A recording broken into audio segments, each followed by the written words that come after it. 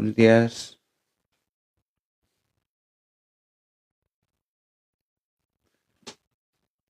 Esto por aquí.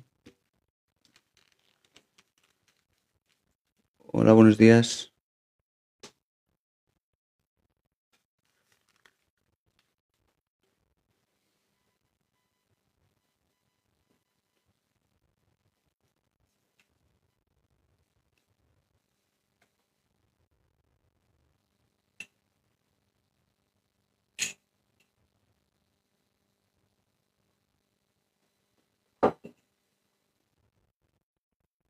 Buenos días, Keka, gracias.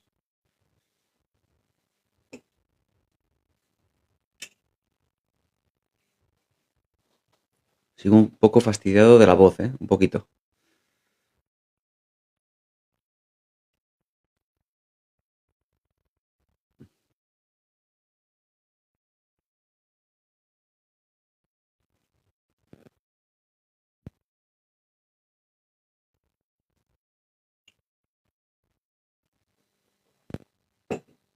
Se me está complicando un poquito la semana con la voz, Ayer estuve toda la tarde entera de consultas y hubo un momento que casi pierdo la voz. Madre mía, qué mal se pasa cuando uno se dedica a hablar. Cuando empieza a picarte la garganta y no te sale la voz.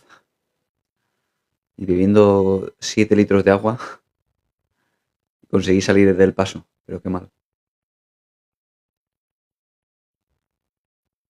Gracias por permitirme compartir estos momentos. Gracias. Irina. Gracias a ti por estar por aquí. Así no estoy yo solo. Al principio sabéis que yo estaba aquí solo los primeros directos. Unos días.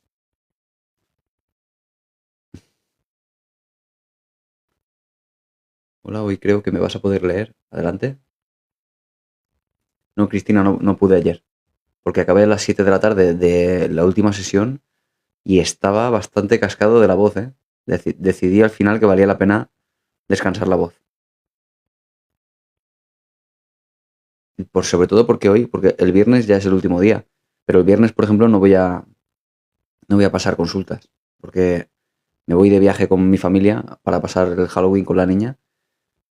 Pero hoy sí tengo un día muy largo todavía, con muchas consultas y tengo que soportar este pequeño problema con la voz. Tengo que aguantar. Así que decidí que iba a descansar. Pero me queda todavía hoy. Espero que no me falle.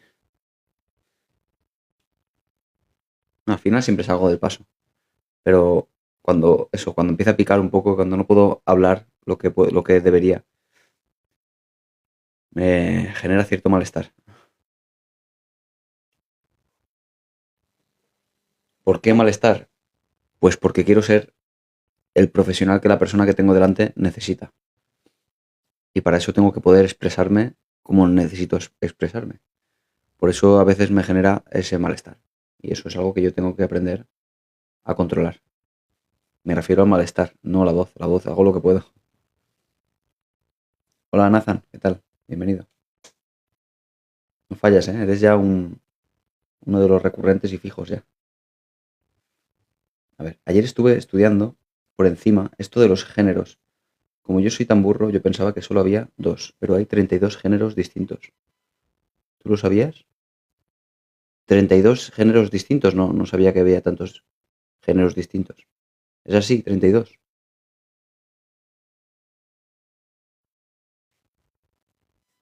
No lo sabía. En cualquier caso, si es así, desde ahí se trabaja. Desde la teoría de la... ¿Cómo se llamaba esta teoría? La ley de aceptación gay se llegó a llamar. La ley de aceptación gay, que luego pasó a ser la ley de aceptación LGTBI, que es el postulado desde el punto de vista de la psicología del respeto por cuál es la identidad del paciente con las preocupaciones que sea que tenga. Es decir, jamás sin juzgar cuál sea la identidad sexual y cuáles son los intereses a nivel sexual del paciente. Desde ahí se trabaja, desde luego. Evidentemente, y de esto hemos hablado alguna vez, el psicólogo jamás le dice al paciente cuáles son los valores que tiene que tener el paciente a razón de los valores que tiene el psicólogo. Es decir, jamás le dice el psicólogo a un paciente que tiene, por ejemplo, una forma de vivir la sexualidad de una forma mucho más liberal, con varias parejas, por ejemplo, con poliamor. Jamás un psicólogo le dirá, no, lo que tienes que ser tú es monógamo, porque es lo que está bien. Evidentemente eso no va a ser así jamás. Lo mismo con la identidad de género y la orientación sexual. Eso jamás iba a ocurrir. Con lo cual, da igual, al final. Que cuántos géneros hayan, da igual con qué identidad o con qué género se identifique el paciente, vamos a hacer alusión siempre al malestar del paciente. Venga de donde venga y buscando los objetivos que sean comunes y que se generan en común, en conjunto, ¿no? Con el paciente y el psicoterapeuta. ¿Sabes lo que pienso? Como se dice, divides y vencerás. Nos están dividiendo y no vamos pensando en lo que tenemos que pensar y nos tiene como borregos. ¿Sabes qué pasa? Que ese tipo de argumentos, que lo he visto muchas veces, suele ocurrir cuando estás en el otro lado. Pero cuando eres tú el que lo pasa mal porque no te identificas con tu sexualidad, con tu género, con tus órganos sexuales, y eres tú el que lo pasa mal, claro, lo vives en primera persona. ¿Sabes las personas, por ejemplo, de izquierdas, que cuando desde la derecha se postula algo con tal de acercarnos a la historia de Franco o lo que sea, y al contrario, siempre se dice eso de se gastan el dinero en tonterías y en realidad deberían de gastárselo en lo que se lo tenían que gastar? Y lo mismo en la otra ideología, ¿no? Cuando hacen movimientos para quitar de los estamentos públicos o de las calles públicas estatuas del pasado tal, y dicen, ¿para qué se gastan el dinero en tonterías? Pero eso siempre se vive desde el otro lado. Siempre desde la ideología contraria. Desde la ideología propia se dice, está bien que hagan eso, porque tiene que ver con la cultura, en fin, lo que sea. Son argumentos al final que nos hacen comprendernos más a nosotros mismos que a los demás. Realmente tienen poco de empatía en el sentido de intentar entender por qué el otro hace lo que hace. ¿Sabes? Es decir, es un poco no poder salir de nuestra mentalidad, el decir, aquellos se gastan el dinero en tonterías o gastan su tiempo en tonterías, pero tonterías siempre es para uno, presidente de ricos o presos. Pero para los demás no es tonterías, si lo pasan muy mal, ¿no?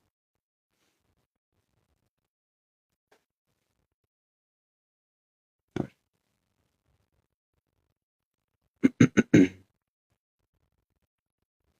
¿Qué libro le recomiendas a alguien que no ha leído nunca sobre psicología? Sabéis que no le recomiendo libros escritos por psicólogos, solo recomiendo libros de texto. Te coges un libro de la universidad y te pones a leer psicología. Eso es lo que más te va a acercar a la psicología.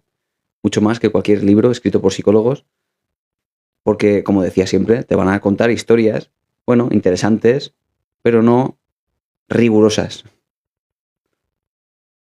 Pero eso es mi parecer. Seguramente habrán otros psicólogos que te digan libros maravillosos que a mucha gente le han inspirado, pero yo no leo libros de ese estilo. Como no los he leído, no te los puedo recomendar.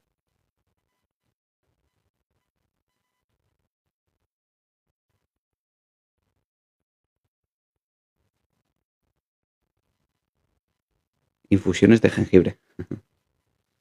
Sí, eso me hace mi mujer. Infusiones de jengibre. Están malísimas, pero bueno, pero bien, pero funcionan. Fui al psicólogo de la pública porque tengo sueños sobre una operación que tuve y es espeluznante. ¿Y qué te dijo el psicólogo de la pública con el tema de los sueños? Aquí hemos hablado alguna vez de la terapia de los sueños. De la terapia no de los sueños, sino de la terapia de las pesadillas. Los sueños no se entienden en la psicología como los entendía Freud. No significan nada. Pero si un sueño se repite y se repite en forma de pesadilla, hay formas de intervenir con una técnica validada científicamente, que es la terapia en reelaboración del... ¿Cómo se llamaba? La estuve mencionando hace poco. Bueno, no importa cómo se llame. Es la terapia que lo que hace es coger una pesadilla que se repite, como digo, tiene que ser repetitiva, que surge de una preocupación realista, ¿no? Realista. Como por ejemplo una operación de este estilo, ¿no? Cuando uno reelabora de forma narrativa, y digo despierto, reelabora este evento por escrito, con un final diferente, reelaboración de la pesadilla o algo así se llama. Es decir, intenta quitarle ese final tan dramático y cambiarlo escribiendo un final diferente. Porque si lo escribes y lo reescribes y lo reescribes, llega un momento en que se traspasa el sueño y el sueño empieza a suavizarse y a no producir tanto malestar. Es muy interesante esta terapia. Empezó siendo propuesta para, bueno, demostrar su eficacia, pero parece que sí que tiene alguna eficacia y es muy interesante. Desde que hago lo que nos dijiste sobre las pesadillas, no he vuelto a tenerlas. Muy bien, Rita, porque es una terapia con eficacia, como digo, ¿no? Funciona bastante bien, incluso para niños.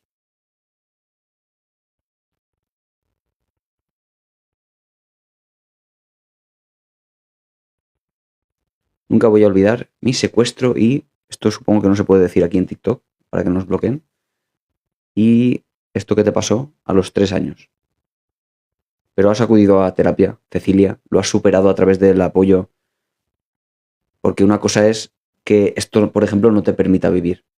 Si no te permite vivir, necesitas tratamiento para conseguir aceptar esto y seguir adelante. No, ayer Esperanza es que no me encontraba en condiciones a nivel de voz. Después de las 7 de la tarde que acabé, en la última consulta, decidí que no iba a hacer la última sesión.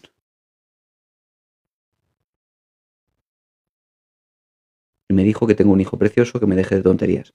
Bueno, desde luego no es la mejor forma de decirte las cosas. Pero como digo, sí que hay terapias para eso. Si es un sueño que se repite y se repite, puedes generar una forma diferente de procesar ese sueño para que no te cause tanto malestar. Funciona, ¿eh?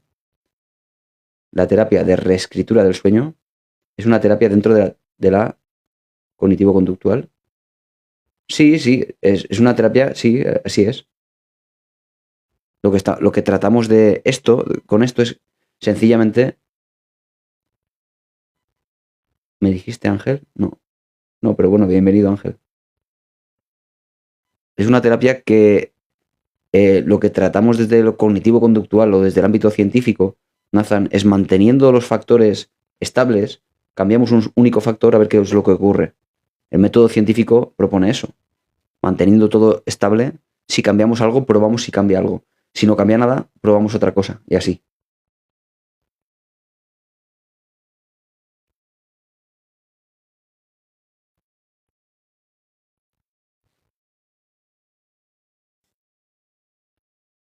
Hola Maribel, Maribel Ortiz. Esta terapia que me dices la hice hace años y lo he hecho un par de veces. ¿Y qué tal? ¿Te ha funcionado?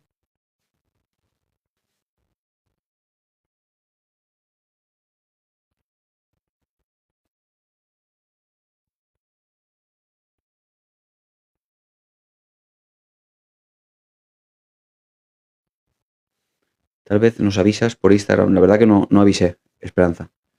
Ya te digo que ayer acabé demasiado saturado. Si tuviera que avisarlo, supondría hacer quizá un vídeo, hacer un post, publicarlo en Instagram, publicarlo en TikTok, publicarlo en redes sociales, en todas las redes sociales.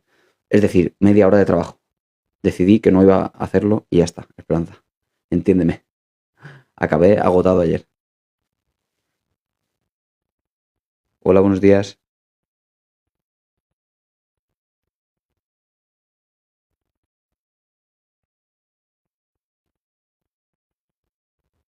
A ver, que me he perdido muchas preguntas por aquí.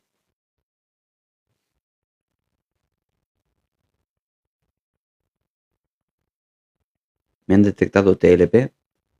No puedo hacer mi vida normal, nada más pienso en hacerme daño. Si te han detectado TLP, entiendo que estás acudiendo a terapia psicológica, ¿verdad?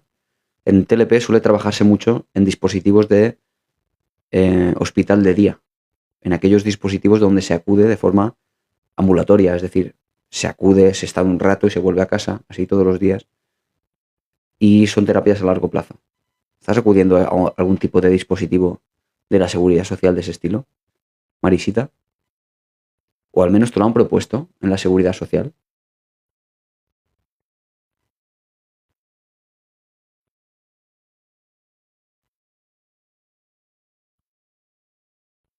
Bueno, pues tienes que seguir insistiendo, ¿sabes?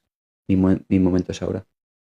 Tienes que seguir cambiando ese sueño por otras formas del sueño, con otros finales diferentes, a ver qué es lo que funciona.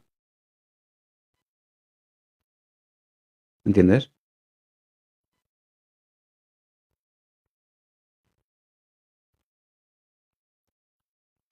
Lo estás haciendo pero no te sirve. A ver, una aclaración sobre los trastornos de la personalidad que no son lo mismo que un trastorno psicológico. Una aclaración importante. Los trastornos de la personalidad se trabajan a muy largo plazo en terapias de años a veces. Y funcionan. Las terapias funcionan. ¿Con qué objetivo? ¿Con el objetivo de curar un TLP? No. No se cura los TLPs. Porque no es una enfermedad. Es un trastorno de la personalidad que acompaña a la persona toda la vida. Pero, pues al igual que un diabético, que sigue siendo diabético toda su vida, aprende a controlarse sus picos de insulina y al final vive perfectamente. Una persona con TLP puede conseguir vivir una vida completamente estable sin esos picos tan grandes, claro, aprendiendo precisamente a gestionar unas emociones muy intensas, a ser asertivos y a no autolesionarse, por ejemplo. Y necesita trabajarlo durante años incluso. La terapia más efectiva para eso, y es la que se suele aplicar en estos contextos de hospital de día, es la DBT, la terapia dialéctico-conductual, y funciona bastante bien. Yo recuerdo las prácticas de la universidad en hospital de día del hospital de Elda, donde se trabajaba precisamente con esta terapia, y ya te digo que había gente que llevaba mucho tiempo, y era muy sorprendente ver a una persona con TLP ya muy trabajada, que era mucho más asertiva que la mayoría de las personas que te puedas encontrar por la calle. Y que a veces tenía accesos, picos muy grandes y que controlaba eso con tal de que no se convirtiera en algo preocupante para esta persona y para sus familiares. Ese es el objetivo.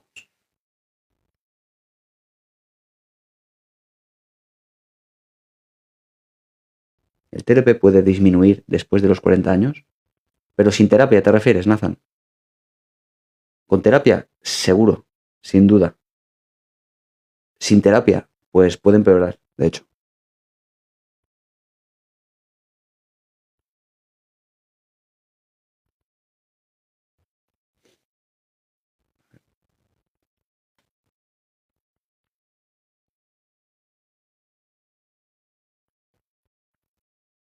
A ver. Me gustaría que hiciera un vídeo sobre el acoso. Él trabaja cómo afecta a la salud de la persona. Ujú. Bien, podemos hablar un poco de eso, que al final tiene mucho que ver con lo que hablábamos el otro día, que estuvimos todo el directo hablando del acoso escolar, del bullying, ¿no? Pero el moving opera en un cierto sentido muy parecido, y frecuentemente las personas que sufren moving son las mismas personas que en la infancia sufrieron bullying, un bullying no gestionado en absoluto. Superaron aquellos años sencillamente con el paso de los años, y que acabaron los años lectivos y ya está.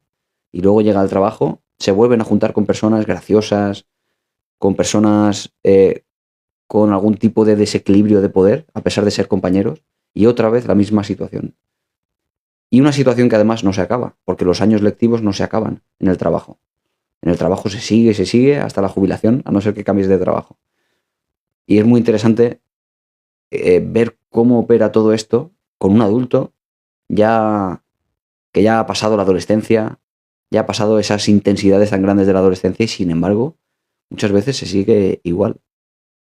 Uno debe aprender, tenga la edad que tenga, a, por un lado, gestionar sus emociones, que tantas veces mencionamos por aquí, y por otra parte, solucionar problemas. Solucionar problemas en sí mismo es una terapia, se llama solución de problemas, que especifica el cómo se tiene que intervenir con algunos problemas con tal de buscar soluciones prácticas a estos cuando aparezcan, en vez de dejar pasar las cosas, que es lo que se suele hacer en contextos de acoso. Voy a dejar pasar las cosas a ver si cambia de forma mágica y milagrosa, y eso jamás ocurre. Si no se cambia nada, pues nada cambia, sencillamente, es de forma bastante lógica. La idea es que aprendamos herramientas con tal de poder ir modificando el entorno, y de sobre todo ir modificando a nivel personal cómo te está machacando todo esto, ¿vale? Con tal de que no deteriore tu autoestima.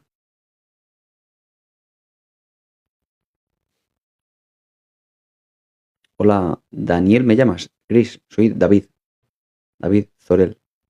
¿Cuál es la diferencia entre el trastorno del TOC y el trastorno de personalidad obsesivo? Muy buena pregunta. Entiendo que tienes algún caso cercano o es una duda mm, existencial. Pues básicamente es una.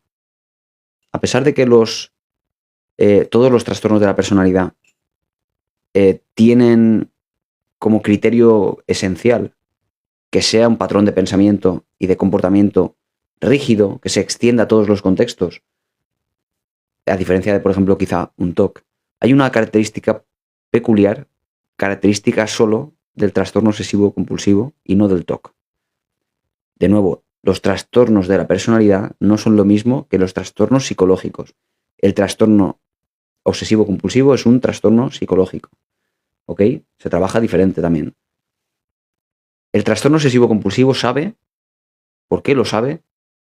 Que aquello que le dice a su mente que haga en forma de obsesión, en forma de pensamientos intrusivos, sabe que no es racional. Sabe perfectamente que no hace falta comprobar el gas 200 veces, sabe perfectamente que no hace falta lavarse las manos 800 veces y sin embargo lo sigue haciendo. ¿Por qué lo sigue haciendo? Porque el hacerlo le va quitando la ansiedad y va por tanto generando un círculo vicioso de ansiedad, de reducción de la ansiedad por la compulsión, etc. Pero él sabe perfectamente que es irracional. Ese es el trastorno obsesivo compulsivo. Ahora bien, el trastorno de la personalidad obsesiva no sabe que es irracional. Hay ese matiz tan importante. Realmente cree que aquella compulsión, aquel ritual que está ejerciendo en forma de conducta, realmente va a cambiar las cosas que está pergeñando en su cabeza. Con lo cual es una cuestión también de la percepción, casi en forma de delirio. No sería un delirio, pero hay una tergiversación de aquello que está viviendo. ¿Entiendes, Chris, esa diferencia?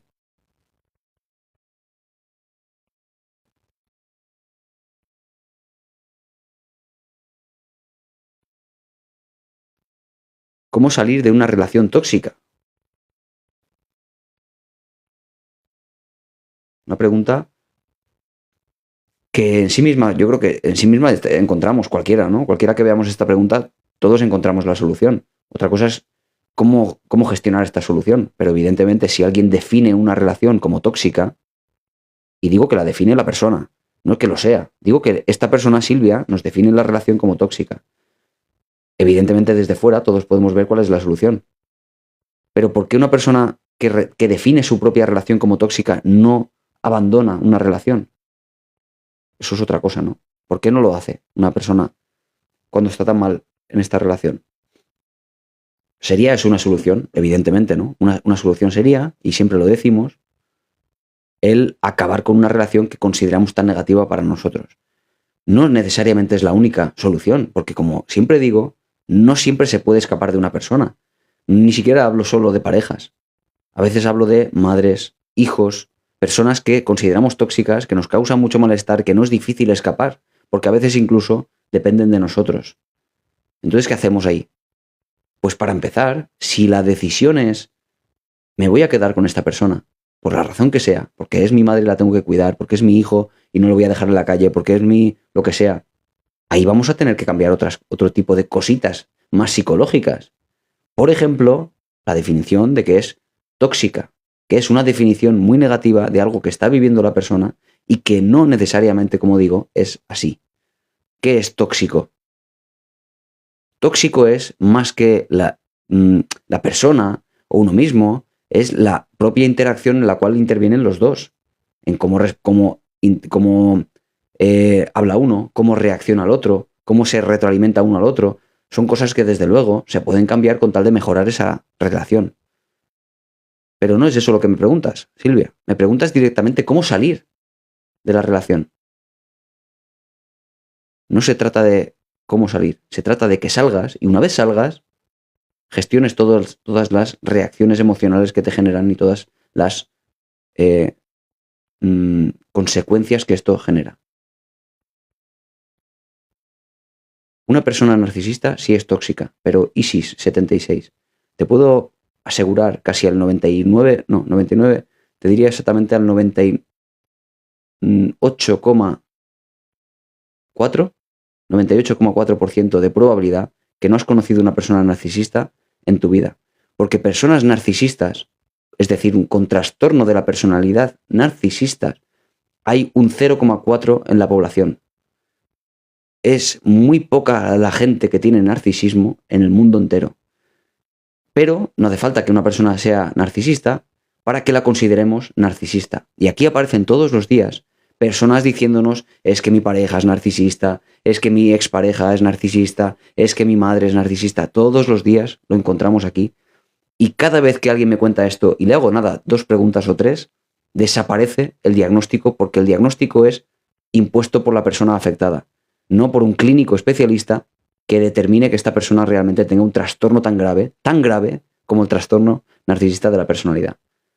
Con lo cual, ISIS, sí te digo que una persona narcisista podría llegar a ser tóxica para mucha gente, pero te aseguro que muy pocas personas narcisistas existen como tal, como para que consideremos que todas las personas que nos caen mal son narcisistas.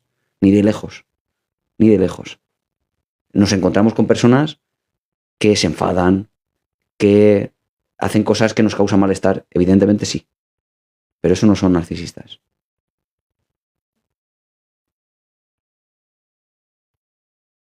Entonces, ¿cuáles son? ¿El qué? A ver. ¿Cuál es la terapia que más recomiendas? Fíjate, con esta introducción de la pregunta, Iván, ya te puedo responder. El trastorno cognitivo-conductual, sin leer nada más.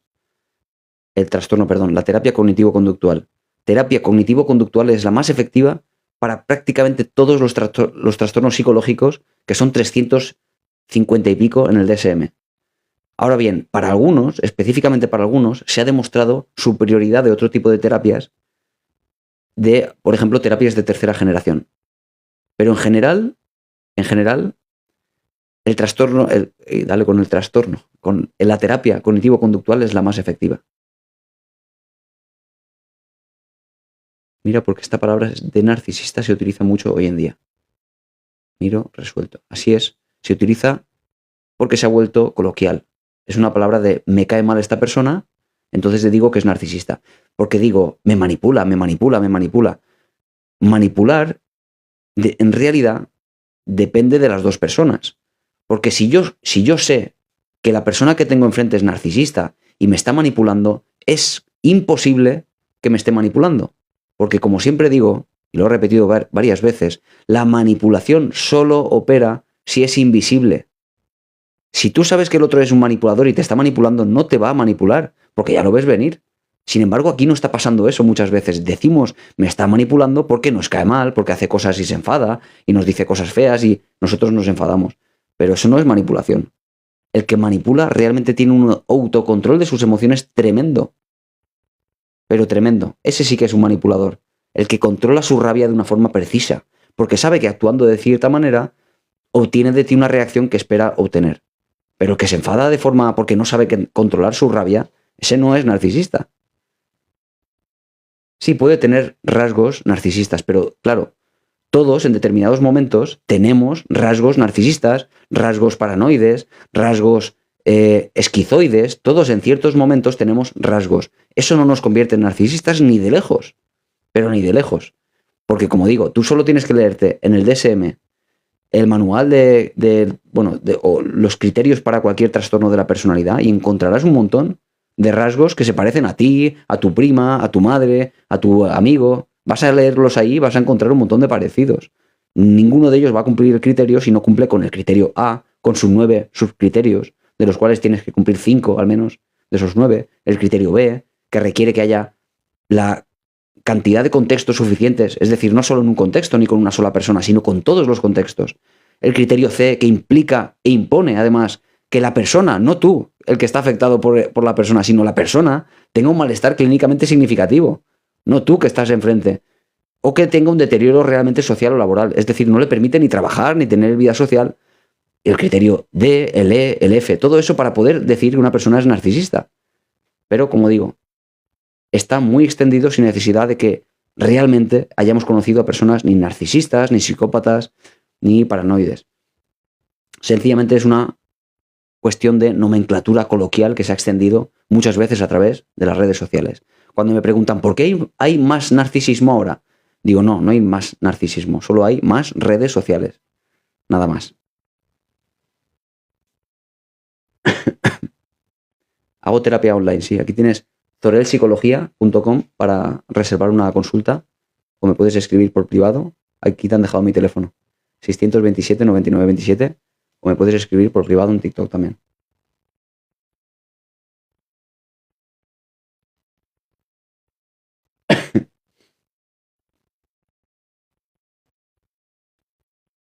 A ver. Hoy se ha diagnosticado más el autismo porque hay más conocimiento y antes pasaba desapercibido dependiendo de cada caso. Recuerda que es un espectro. Muy bien, Nathan, así es. Ah, ¿me has hecho una pregunta, Maribel? Ah, sí. En estos tiempos se ha detectado mucho el autismo en adultos. Ustedes como psicólogos también suelen identificar cuando alguien tiene eso. Habitualmente, Maribel, es porque hay una queja del adulto que siente que no encaja del todo y es el adulto el que busca un diagnóstico para autoconocimiento y también para que a los demás le podamos decir, oye, es que no es que sea raro, es que tengo este diagnóstico. Es decir, es el propio adulto el que quiere determinar qué es lo que le pasa. Porque si uno dice, bueno, pues lo que pasa es que eh, tengo este cuadro al final, o soy neurodivergente, estoy dentro del espectro autista, pues ya no soy raro. Vamos a tener un poquito más de comprensión, sobre todo hoy en día.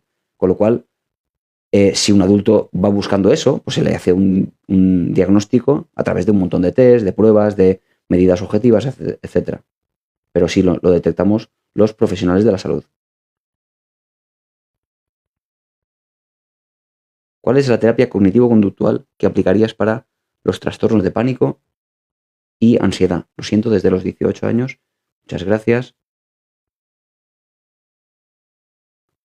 Bueno, ¿cuál es la terapia cognitivo-conductual que aplicarías? Bueno, la terapia cognitivo-conductual lo que hace con el pánico y la ansiedad es enseñar a nivel de cognición, cognición es los pensamientos, creencias, estructuras mentales que tú generas y son disfuncionales y son los que precisamente te están generando el pánico y la ansiedad. Si tú piensas en cosas que te activan porque temes que ocurran en el futuro y ni siquiera son probables, eso te genera una reacción fisiológica. Esa reacción fisiológica, es decir, el corazón empieza a palpitar muy rápido, te genera de nuevo pensamientos catastróficos de tipo, ¿y si me da un infarto? ¿Y si me voy a morir aquí y no puedo respirar? Y notas que no puedes respirar porque está produciéndose disnea, desequilibrio entre oxígeno y dióxido de carbono. Piensas que te vas a morir, te falta el aire cuando en realidad te sobra, es decir, creencias disfuncionales. Enseñamos al paciente, a través de la cognitivo-conductual, a controlar esos pensamientos que generan directamente las reacciones fisiológicas de ansiedad.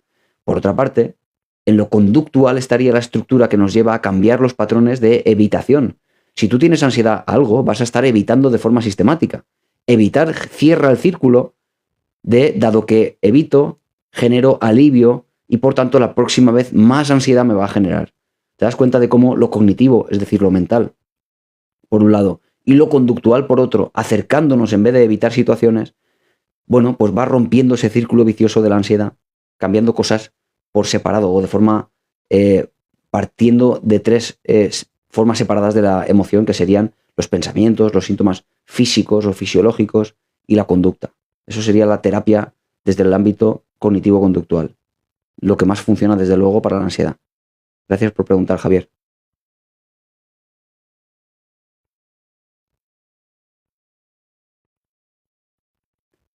No hay otra forma de definir narcisista. El término profesional es trastorno narcisista de la personalidad. Esa es la definición. Narcisista es minimizado.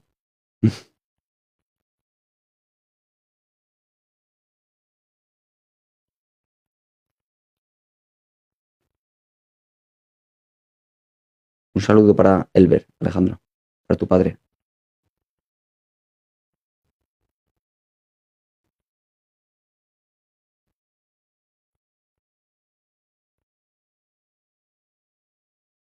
esta pregunta no sé si lo dices de broma o en serio, es una pregunta tipo hate, pero bueno, la vamos a leer, a ver qué opináis.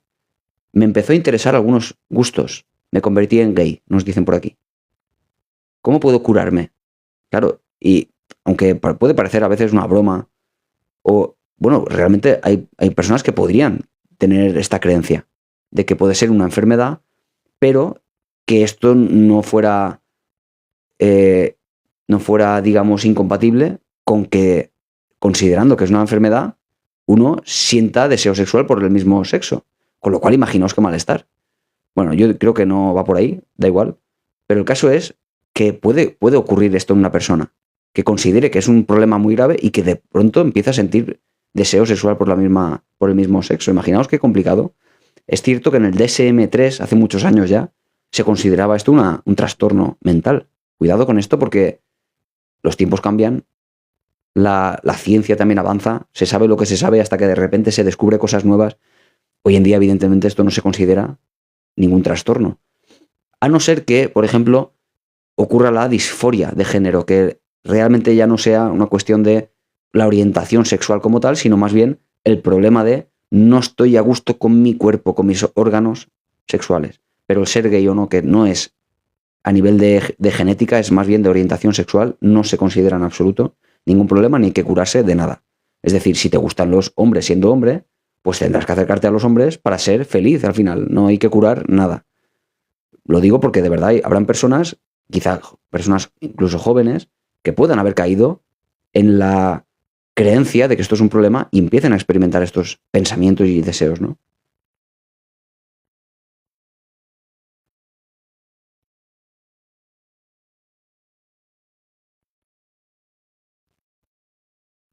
Nacen o se hacen, narcisistas nacen y se hacen, las dos cosas. Hay una carga genética y hay una carga del ambiente en la crianza, sobre todo los primeros años. Es decir, los trastornos de la personalidad son multicausales siempre.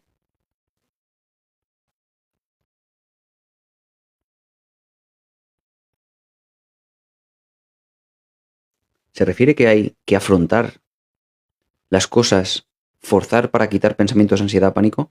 Mira, Daniel, has escuchado lo que decía sobre lo cognitivo por un lado y lo conductual por otro, ¿verdad? Cuando hablo de lo cognitivo, hay que aprender a generar alternativas de pensamiento a esos pensamientos disfuncionales, irracionales. Eso por un lado, lo cognitivo nos lleva a la reestructuración cognitiva. Si pienso me voy a morir de un infarto, uno debe generar pensamientos alternativos de tipo, a ver, si he tenido 37 ataques de pánico y no me he muerto, no ha sido un ataque del corazón, sino que ha sido un ataque de ansiedad y no me he muerto, pues hoy va a ser lo mismo, nada más. Eso sería reestructurar un pensamiento disfuncional, irracional, porque no es probable que tengas un infarto hoy. Y por otro lado, lo conductual nos llevaría a exponernos a aquello que nos da miedo. Imagínate que tú tienes miedo a no poder respirar cuando tienes un ataque de pánico. Nos tenemos que exponer a ello. Y exponerse a eso es generar de forma artificial el estado de disnea, respirando rápido, con tal de sentir esa sensación de que te falta el aire y acostumbrarte a ella, para que luego cuando tengas un ataque de pánico, veas que en realidad es lo normal, no pasa nada, solo que estás respirando muy rápido y te estás provocando una sensación de que te falta el aire, cuando en realidad no te falta nada, todo lo contrario, te sobra el oxígeno. Por eso las personas de las películas, estas que salían con la bolsa, lo que intentan precisamente es lo contrario, intentar que entre no oxígeno, sino dióxido de carbono, porque estás respirando de forma superficial, te sobra oxígeno, estás dopado de oxígeno. Y fíjate lo que supone pensar que te falta el aire cuando en realidad no te falta. Eso me refería, Daniel.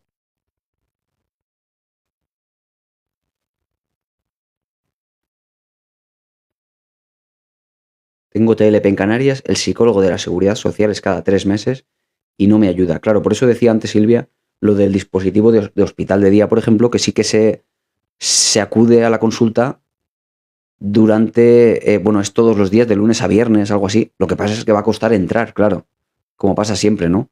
Cuesta entrar, pero si entras en un dispositivo así, que están pensados precisamente para trastornos graves, como el TLP, como a veces trastornos paranoides, esquizofrenia, etcétera, es que es maravilloso porque tú entras en un grupo de terapia, incluso terapia individual, pero todos los días.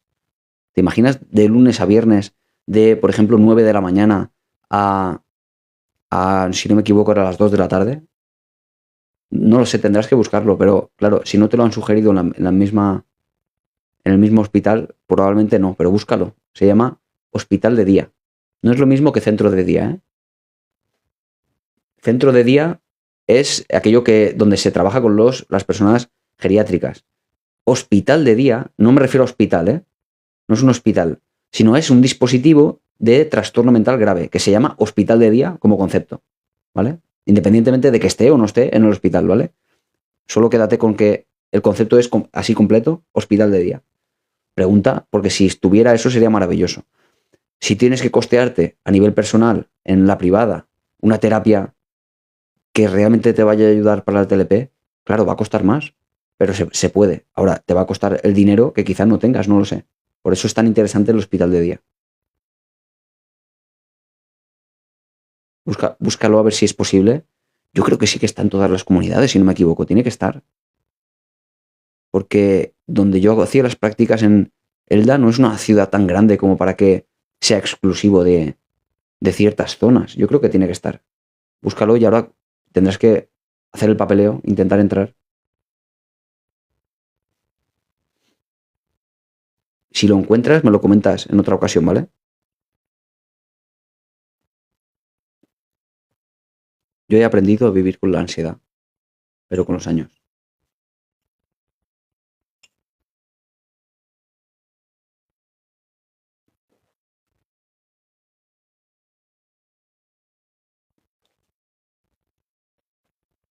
¿Cómo vamos de tiempo? Que tengo un paciente a las 11. Bien, perfecto. Uy, a ver. Sí, Esther, todos aprendemos a vivir con la ansiedad, porque la ansiedad es una emoción. Todos tenemos ansiedad y siendo una emoción controlada es maravillosa, en realidad. Nos tiene que servir como la rabia, el miedo, como la tristeza. Todas son emociones adaptativas y tenemos que aprender a controlarlas.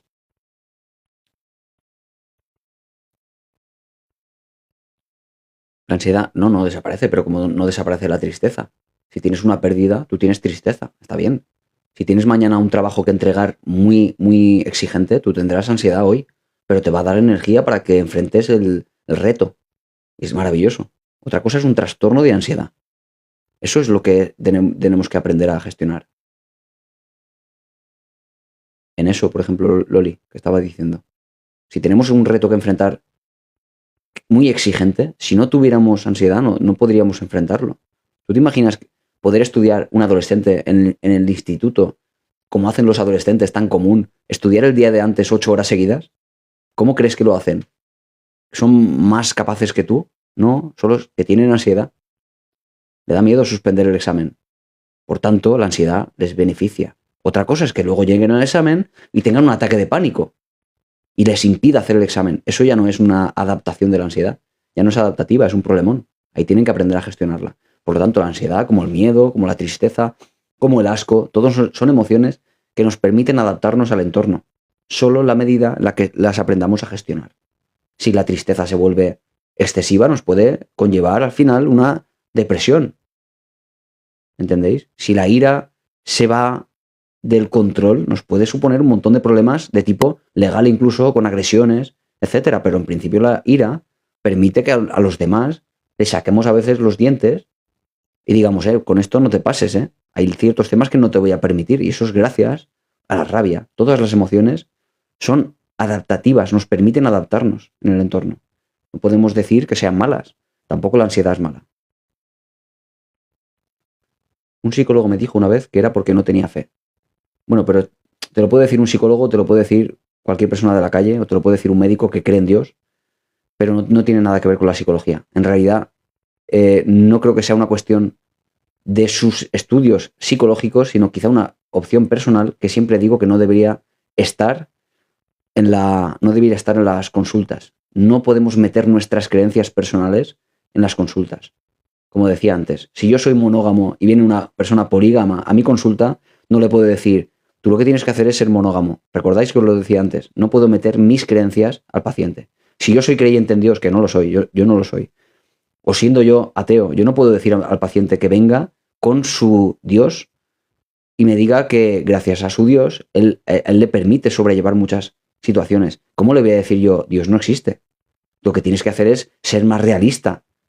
Evidentemente eso jamás lo voy a hacer, porque yo entiendo qué supone para esta persona ese Dios. No puedo yo imponer mis creencias, que son creencias personales, a las demás personas, inclusive esa, la de Dios. Me parece una mala praxis en ese sentido. Pero bueno, entiendo que a veces pues, se habla, se conecta muy bien con el paciente, porque es coherente a veces unas con otras. Podría darse el caso que dijera eso y no se lo vamos a tener en cuenta por esa razón, porque es quizá descontextualizado. Tendría alguna razón por la cual dijo eso y yo jamás critico las acciones de los demás profesionales porque habrá una razón por la cual lo dijo, ¿entiendes? Mil gracias, yo estaba medicado. Voy a ser claro con sertralina y te dormía. Y hoy estoy sin eso y sigo. Vale, gracias por tu explicación. Gracias a ti, Javier.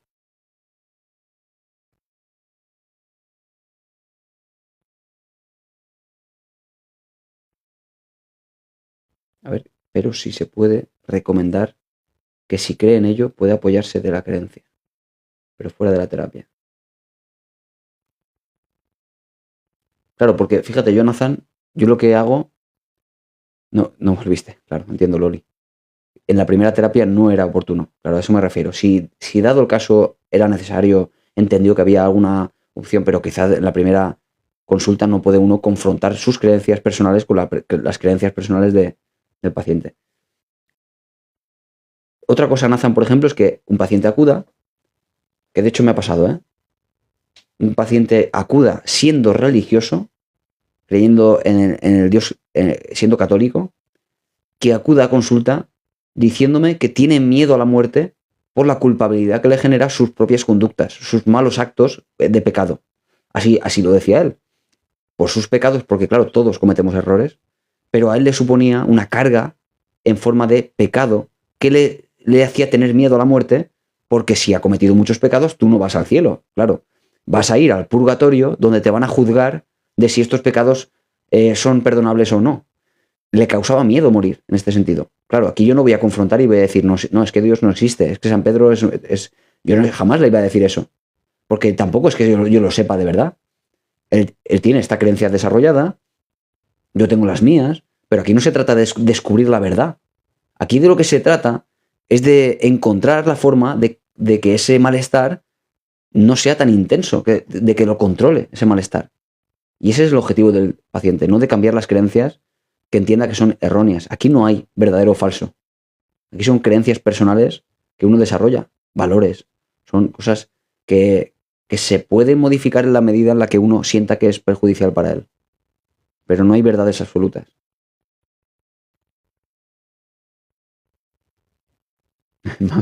Casi te ponemos falta. Hola, Lisette, no sé si te he saludado. Y a Mamen tampoco lo he saludado.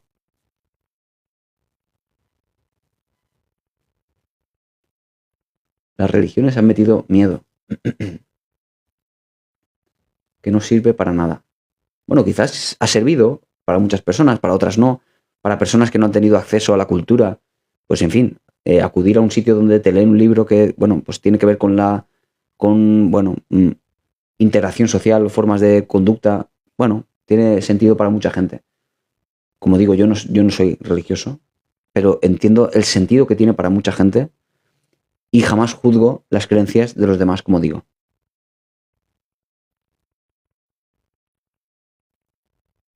Yo no llego a tiempo, lo veo en YouTube. Pues también está muy bien.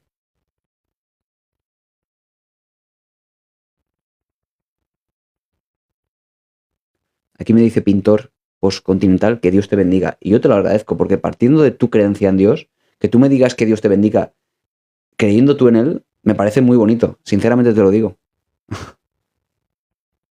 A pesar de que, como digo, yo no tengo la creencia, pero no importa, porque entiendo el sentimiento que te nace a ti para decir eso de mí.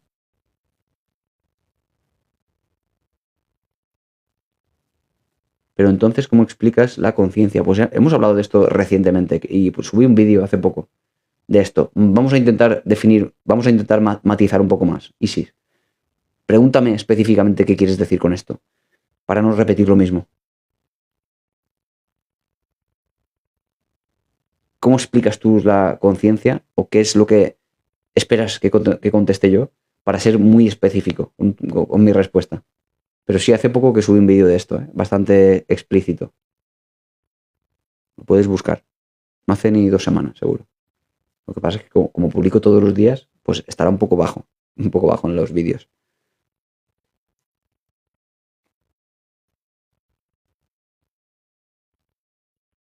Claro, ahí es donde quería llegar. La parte espiritual del ser humano a nivel energético. Ahí es donde yo quería llevar, a donde quería llegar. Tú me hablas de una conciencia que no es la conciencia como tal. Me estás hablando de cosas que no tienen nada que ver con la conciencia como tal. Y yo te quería precisamente matizar esto, porque si yo te defino la conciencia, me estoy saliendo muchísimo de la definición tuya de conciencia. Vale, yo te voy a definir qué es la conciencia de forma breve, con tal de no repetirme en aquello que publiqué hace poco. La conciencia es la forma que tiene el ser humano de darse cuenta de sí mismo, de sus propios pensamientos. Yo puedo pensar con mis pensamientos y darme cuenta de que estoy pensando. Me doy cuenta que estoy aquí y puedo reflexionar sobre mi estancia en el mundo, sobre mi intención en el mundo, sobre el sentido que tiene para mí la vida. Todo eso no lo hace una hormiga, ni lo hace tampoco un saltamontes. Los saltamontes y las hormigas, que no tienen cerebro, tienen ganglios en vez de cerebro, no tienen córtex prefrontal, no pueden razonar sobre lo que significa su vida. Sencillamente son y van reaccionando a estímulos conforme aparecen. Y si tienen que ir a buscar comida, la buscan porque tienen hambre, porque tienen su función en ese ámbito social como las hormigas, sencillamente. Pero no reflexionan sobre su verdadero sentido. No dice una hormiga, oye, ¿y si en vez de ir a llevarle comida a la reina, me llevo yo mi comida y me formo mi propia vida y hago mi vida aparte? No reflexiona sobre eso. La conciencia es darse cuenta de uno mismo. Tiene que ver con el córtex prefrontal. Cuando alguien habla del transhumanismo, de lo que está fuera de la conciencia, de lo que hay más allá de la conciencia, de lo que hay más allá de la vida, por esa conciencia expandida, todo eso no tiene ningún sentido, porque sabemos que la conciencia está en un lugar específico del cerebro, que es el córtex prefrontal. ¿Cómo lo sabemos? Porque las personas que tienen un deterioro en esta área por una lesión, por una enfermedad neurodegenerativa o por algún tipo de razón, pierden su capacidad de tener conciencia, de darse cuenta de sí mismos, procesos amnésicos, procesos de Alzheimer. Estas personas pierden su personalidad, dejan de ser esas personas, no se acuerdan de quiénes son. Con lo cual, ¿cómo es posible que una persona sin cerebro, porque ha fallecido, podamos pensar que tiene algún tipo de conciencia expandida? Es que parte del cerebro. Ahora bien, otra cosa es lo que queramos que sea la conciencia. Que uno diga que la conciencia en realidad es el universo, la esencia de la energía. Bueno, pero todo eso hay que demostrarlo. Mientras no se demuestre, la conciencia opera como con ese CPU que es el cerebro. Y sin él, en realidad no hay algo que lo apoye. No hay algo de donde surja. Y siempre cuando me preguntan, entonces, si existe la muerte después de la vida, que yo no lo sé si existe la muerte después de la vida, pero vamos a entrar en materia de esto. ¿Cómo podemos entonces cuadrar esto de la reencarnación o la vida después de la muerte si con una persona enferma, una persona que tiene Alzheimer, ya deja de ser esa misma persona? Si estando viva, deja de ser esa misma persona, se olvida de quién es. ¿Cómo es posible, por tanto, que una persona que fallece realmente siga existiendo? Si la persona viva ya deja de existir como tal, ya no es la persona que era. Una persona que pierde sus recuerdos ya no es la misma persona. Con lo cual, sin cerebro, porque hemos muerto, sin cerebro, con el cerebro apagado y enterrado, no podemos ver porque no tenemos córtex occipital, no podemos escuchar porque no tenemos lóbulos temporales, no podemos hablar, no podemos reflexionar, no podemos darnos cuenta de nosotros mismos porque no tenemos córtex prefrontal, no podemos acordarnos de nada, de todo lo que hemos vivido, dado que no tenemos ese hipocampo, no podemos sentir, no podemos percibir nada porque no tenemos nada que lo sostenga. Con lo cual, cuando me preguntan, ¿entonces existe la vida después de la muerte? Yo me pregunto, ¿pero y qué? Da igual la pregunta. Si hay una vida después de la muerte, se va a parecer lo mismo que a ser una planta o a ser una ameba. Es decir, ¿Qué más da que haya vida después de la muerte si no nos vamos a acordar? Si no vamos a darnos cuenta de nuestra existencia. Esa es mi respuesta. Sin cerebro no hay nada que lo sostenga. Nuestra experiencia personal que nos hace ser lo que nosotros somos, con nuestros recuerdos, nuestros pensamientos, nuestras emociones, nuestros afectos, todo eso está haciendo que seamos quienes somos ahora. Sin eso, ¿qué más da que haya vida? ¿Nos vamos a acordar? No. Sencillamente eso. Esa clase de conciencia. Pues resulta que ahora voy con esto. Esa clase de conciencia forma parte de una fe. Bueno, no de una fe siquiera, sino de una espiritualidad que se sostiene sobre la base pseudo-teórica del New Age, que no ha hecho más que hacer vagar la mente en pensamientos, ninguno de ellos riguroso, ni que se sostengan en realmente nada nada demostrado al final, nada de ciencia desde luego, nada, pero bueno, son solo pensamientos que vienen del oriental, pensamientos que se han mezclado con pseudociencias. Todo esto viene, y el New Age es muy, muy importante en la expansión de todo este tipo de teorías pseudocientíficas, como digo, pero no hay base. No hay base para creer en ellos. Nos pregunta por aquí por los mediums. Yo resulta que con el tema de los mediums, yo lo he estudiado muchísimo porque me gusta mucho este tema. Me gusta mucho este tema. Yo sé cómo operan los mediums para hacer lo que hacen. Son técnicas psicológicas muchas veces para entender a la persona que tenemos delante. Son técnicas de tipo lectura en frío, lectura en caliente. Son técnicas psicológicas, a veces de lectura del comportamiento no verbal, cómo reacciona, a veces incluso con...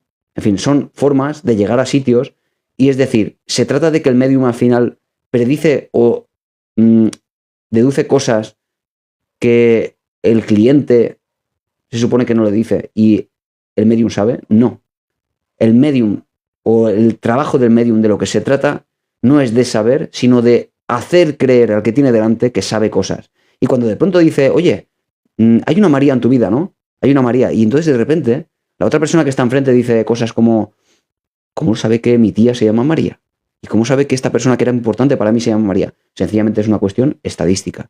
Hay miles de Marías en el contexto en el que esta persona está usando este nombre. O si dice Paco, o si dice, en fin. Son técnicas al final. Unos lo hacen mejor, unos lo hacen peor, pero funcionan. Y así llevan miles de años.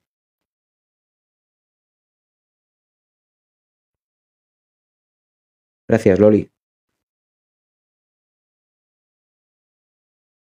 Qué lástima escuchar esto de ti. Estás echando por tierra lo que somos, lo de que somos seres con vida. Bueno, pero, Diana, que te parezca a ti mal o bien, que te parezca mejor o peor mi opinión profesional, que no es la personal, sino la profesional, lo que sabemos del cerebro, lo que sabemos de la ciencia, de la biología, de la psicología. Claro, que te parezca a ti eso mal, eso depende puramente de ti, porque tú has desarrollado unas creencias y esto que yo digo está en contra de esto. Pero eso es algo personal tuyo. Yo solo estoy hablando de ciencia, ni siquiera he hablado de mis opiniones personales. No digo, pues yo creo que sí, que los fantasmas existen. Yo no digo creo que, yo te estoy dando datos, nada más, solo datos, que es lo que yo vengo aquí a hacer divulgación científica. No vengo a opinar de nada, jamás opino de nada. ¿Entiendes?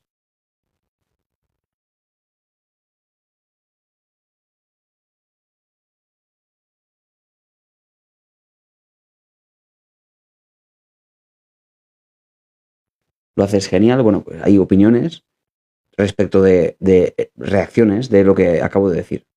Bueno, pues lo entiendo perfectamente. Hay gente que siente que ataco sus creencias personales, que les llenan y les dan vida. Lo entiendo perfectamente. Y otros que dicen, oye, pues tiene sentido. Bueno, está genial, ¿no?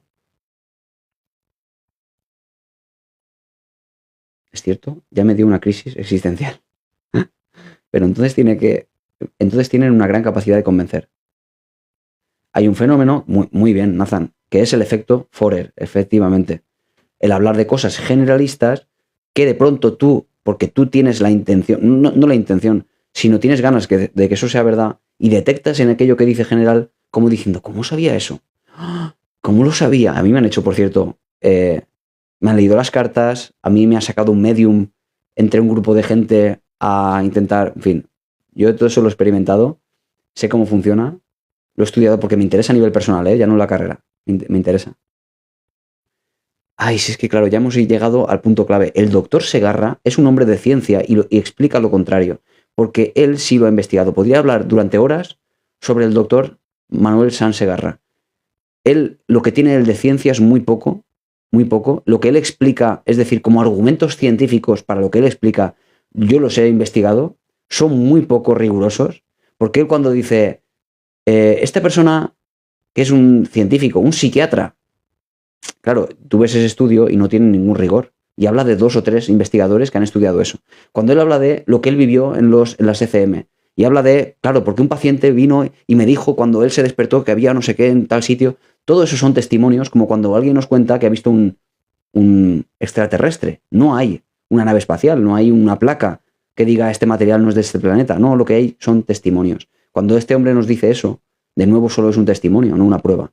Cuando este hombre nos habla de experimentos científicos concretos y muy puntuales y poco metodológicos, están hablando de estudios científicos de testimonios al final. Habla de una niña que fue a Francia y en Francia detectó. No son estudios rigurosos. ¿Por qué razón? Porque esa niña que viajó de un país a otro y resulta que llegó allí y dijo, pues aquí había antes un hospital. Y comprobaron y dijeron, ah, pues sí, había un hospital. ¿Cómo lo puede saber esta niña? Son poco rigurosos porque a esa niña, ¿en qué medida se ha controlado que alguien le diga antes de eso, oye, di cuando llegues aquí que aquí hay un hospital? No son rigurosos, no son científicos, son puramente testimoniales. Es decir, en aquellos testimonios o en aquellas pruebas que él presenta, no hay ningún rigor.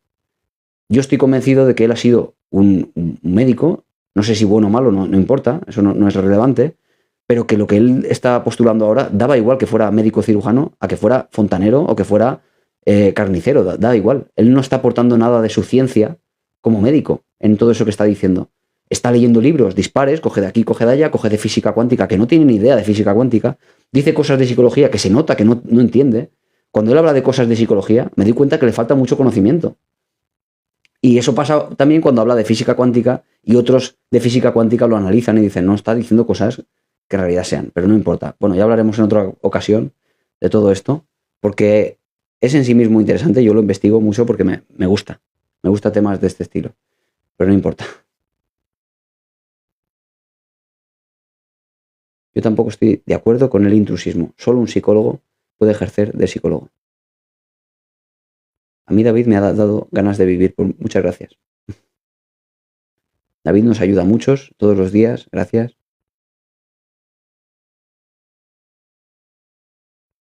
En fin, voy a marcharme que tengo un paciente ya, aunque este es el que llega siempre tarde. Nos vemos, mañana es viernes, el último día, a las 10 y ya acabo ahí porque mañana no voy a coger pacientes.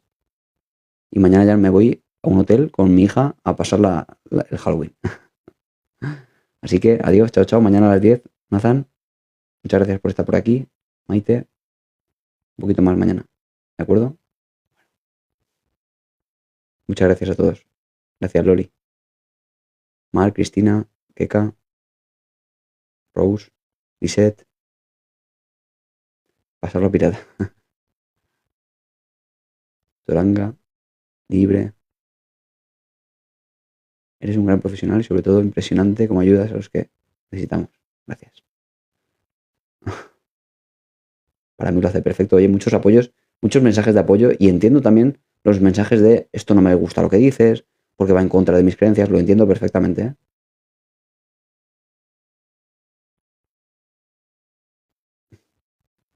Es un charlatán, se agarra, el de los fantasmitas lo llamo yo. Tantas cositas habría que comentar. Adiós, adiós. Hasta mañana.